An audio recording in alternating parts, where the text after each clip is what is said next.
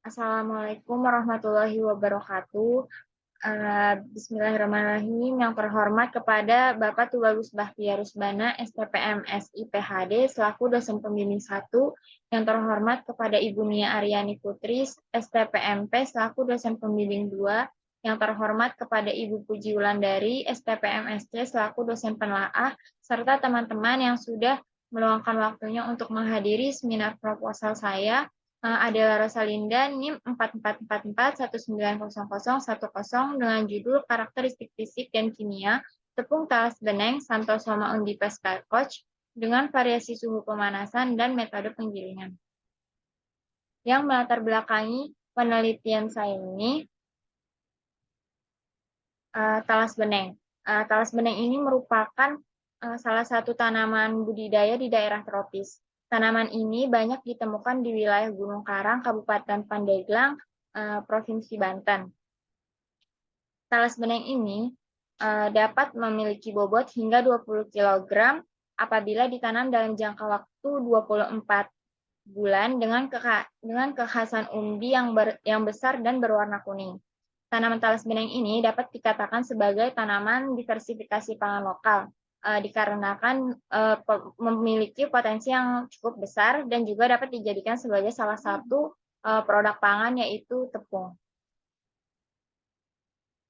Nah, kandungan karbohidrat yang tinggi pada tepung talas beneng ini dapat membuat tepung ini menjadi bahan pangan sumber karbohidrat alternatif seperti substitusi beras serta bahan baku lainnya. Oleh sebab itu, talas beneng ini dapat dikonsumsi dalam mendukung diversifikasi pangan dalam mewujudkan ketahanan pangan, memperpanjang umur simpan, dan juga dapat dijadikan sebagai produk pangan untuk meningkatkan nilai jual dari komoditi talas beneng. Di samping potensi yang besar yang dimiliki oleh talas beneng ini sebagai bahan diversifikasi pangan, pengembangan talas beneng ini juga memiliki kendala, yakni tingginya asam oksalat pada umbinya. Permasalahan yang masih terjadi saat ini, petani masih menghasilkan tepung talas beneng dengan kualitas yang kurang baik, aroma dan rasa yang kurang baik, serta warna yang kecoklatan, terutama pada kandungan oksalat yang masih tinggi pada umbinya. Hal ini menyebabkan ketika dimakan, talas beneng ini menyebabkan gatal pada tenggorokan dan mengakibatkan iritasi di bagian mulut dan tenggorokan. Faktor perlakuan yang akan dilakukan untuk mereduksi kandungan oksalat pada tepung talas beneng menggunakan suhu pemanasan dan metode penggilingan. Seperti yang dijelaskan oleh Wardani dan Arfiana tahun 2021, metode perendaman yang disertai pemanasan dapat menurunkan kadar oksalat lebih besar dibandingkan tanpa pemanasan.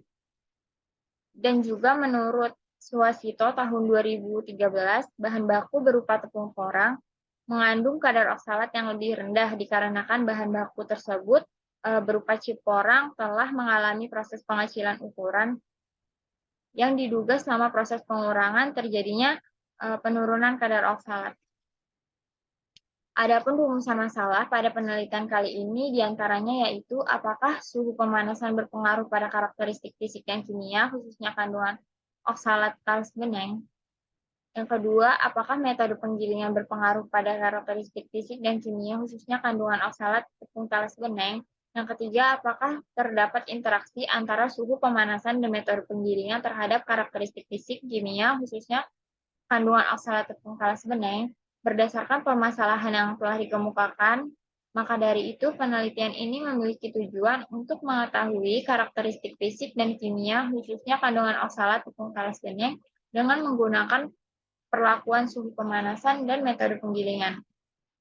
Dari permasalahan tersebut juga memiliki dugaan hipotesis sebagai berikut. Pertama, suhu pemanasan berpengaruh nyata pada karakteristik fisik dan kimia, khususnya kandungan oksalat tepung talas beneng. Yang kedua, metode penggilingan berpengaruh nyata pada karakteristik fisik dan kimia, khususnya kandungan oksalat tepung talas beneng. Yang ketiga, terdapat interaksi antara suhu pemanasan dan metode penggilingan terhadap karakteristik fisik dan kimia, khususnya kandungan oksalat tepung talas beneng. Sebelum melakukan penelitian, terdapat penelitian terdahulu yang akan mendukung penelitian ini.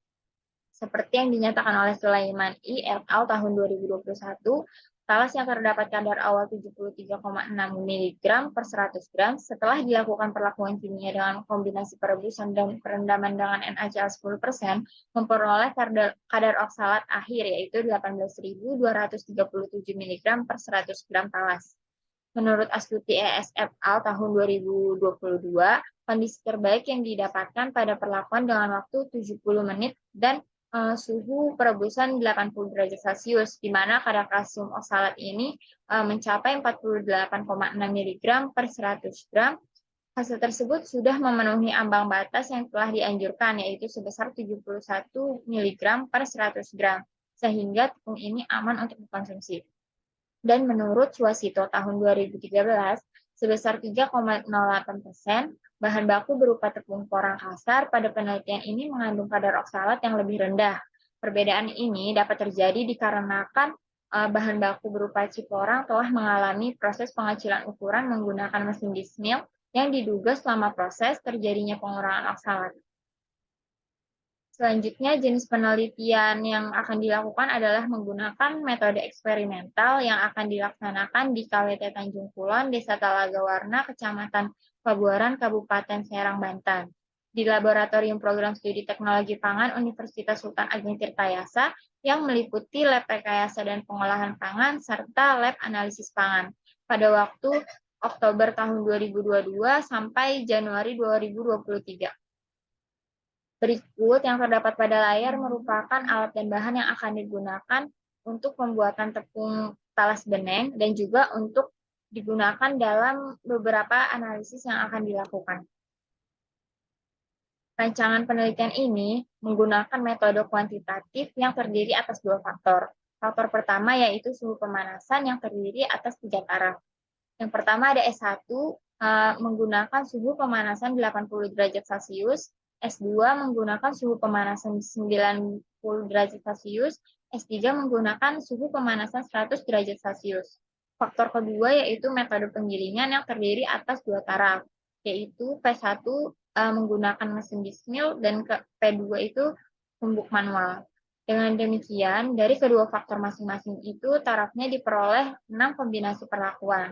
Nah, setiap kombinasi perlakuan diulang sebanyak 3 kali sehingga memperoleh 18 satuan percobaan. Di bawah ini merupakan tabel rancangan percobaan yang akan dilakukan. Rancangan analisis yang digunakan menggunakan analisis RAL atau rancangan acak lengkap faktorial. Data yang diperoleh akan dianalisis menggunakan uji sidik ragam dengan taraf signifikasi 5%. Kemudian diinterpretasikan sesuai dengan parameter yang diamati. Apabila data diperoleh beda nyata, maka akan dilakukan uji DMRT untuk mengetahui beda nyata antar perlakuan pada tingkat signifikasi 5%. Setelah itu diolah menggunakan aplikasi SPSS. Kemudian berikut adalah skema pelaksanaan penelitian yang dimulai dengan membuatnya proposal penelitian. Setelah pembuatan proposal penelitian terdapat 3 tahap. Yang pertama ada pembuatan produksi tepung talas beneng dengan seluruh perlakuan. Tahap 2, setelah adanya sampel tepung talas beneng dengan seluruh perlakuan akan dianalisis menggunakan analisis fisik yaitu rendemen, derajat putih atau warna, morfologi granula pati, dan ukuran partikel menggunakan mikroskop trinokuler. Selanjutnya di analisis kimia menggunakan analisis proksimat dan analisis oksalat. Pada tahap ketiga, setelah adanya sampel tepung talas beneng terbaik, maka akan diujikan analisis morfologi granula pati dengan menggunakan metode SEM dan profil gelatinisasi menggunakan metode RVA. Berikut merupakan tahapan pembuatan tepung talas beneng. Yang pertama, dipersiapkan talas beneng terlebih dahulu dan dilakukan pengupasan untuk memisahkan kulit dan umbinya. Dilakukan pencucian dengan air mengalir. Setelah dilakukan pencucian, maka dilakukan penyautan atau pengirisan tipis-tipis seperti chips sehingga menjadi talas beneng saut. Setelah menjadi talas bening saut, maka dilakukan perendaman dengan larutan garam 10% dan natrium metabisulfit 0,05%. Setelah perendaman, maka akan dilanjutkan dengan pencucian kembali menggunakan air mengalir dan dilakukan penirisan.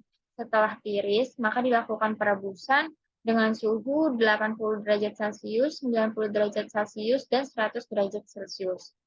Setelah dilakukan perebusan ini selama 2 jam, maka dilakukan pengeringan menggunakan oven lorong dengan suhu 60 derajat Celcius dengan waktu 8 jam. Setelah kering, maka dilakukan kembali penggilingan menggunakan mesin disc mill dan tumbuk manual. Setelah dilakukan penggilingan, maka dilakukan pengayakan dengan ayakan 100 mesh dan jadilah tepung talas bening yang akan dianalisis nantinya. Nah, ini merupakan analisis penelitian untuk menganalisis tepung talas bening yang sudah dibuat. Yang pertama ada analisis fisik.